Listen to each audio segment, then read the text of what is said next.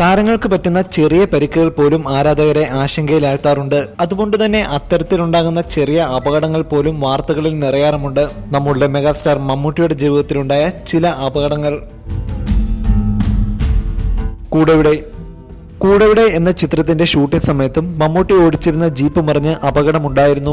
അന്ന് കേരള കൗമുദിയുടെ വണ്ടിയിൽ കയറാതെ മമ്മൂട്ടി മിലിറ്ററി ജീപ്പ് എടുത്ത് മണിയമ്പിള്ള രാജുവിനെയും കയറ്റി ഊട്ടിയിലെ ഹോട്ടലിലേക്ക് പോകുമ്പോഴായിരുന്നു അപകടം. മമ്മൂട്ടി റാഷായി വണ്ടി ഓടിച്ചതായിരുന്നു അപകട കാരണം. ചാറ്റൽ മഴയിൽ വണ്ടി വെട്ടിച്ചപ്പോൾ വണ്ടി മറിയുകയായിരുന്നു. 2 പേർക്കും കാര്യമായ പരിക്കുകൾ ഏൽക്കാതെ രക്ഷപ്പെട്ടു. അപകടം പറ്റിയപ്പോൾ മമ്മൂട്ടി പറഞ്ഞു, ഇവൻ എന്തെങ്കിലും പറ്റിയിരുന്നെങ്കിൽ നാളെ പത്രക്കാർ എന്നെ എഴുതി കൊന്നേനെ എന്ന്.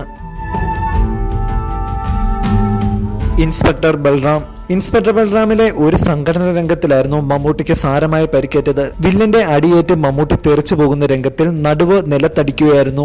സംഘടന രംഗങ്ങളിൽ ഇന്നത്തെ പോലെ സാങ്കേതിക മികവ് ഇല്ലാതിരുന്ന കാലത്ത് യാതൊരു സേഫ്റ്റി മെഷേഴ്സും ഇല്ലാതെയാണ് ഈ രംഗം ചിത്രീകരിച്ചത്.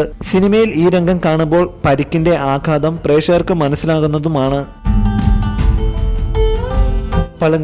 പളുങ്ക് എന്ന ബ്ലസി ചിത്രത്തിന്റെ ലൊക്കേഷനിലേക്ക് പോകുമ്പോഴായിരുന്നു മമ്മൂട്ടിയുടെ കാർ അപകടത്തിൽപ്പെട്ടത്.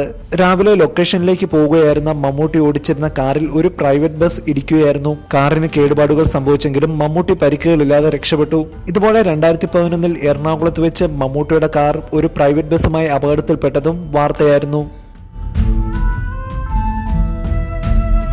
ബിബി എന്ന ചിത്രത്തിന്റെ ഷൂട്ടിങ്ങിനിടയിൽ കഷ്ടിച്ചായിരുന്നു വലിയൊരു അപകടത്തിൽ നിന്നും മമ്മൂട്ടി രക്ഷപ്പെട്ടത്. ചിത്രത്തിന്റെ ഇന്റർവെല്ലിന് മുമ്പുള്ള ഒരു സ്ഫോടന രംഗത്തിൽ പൊട്ടിത്തെറിച്ച വാഹനത്തിന്റെ ഒരു ഭാഗം മമ്മൂട്ടിക്ക് നേരെ തിരിച്ചു വരികയായിരുന്നു. പെട്ടെന്ന് മമ്മൂട്ടി ഒടിഞ്ഞു മാറിയതുകൊണ്ടാണ് അപകടം ഒഴിവായത്.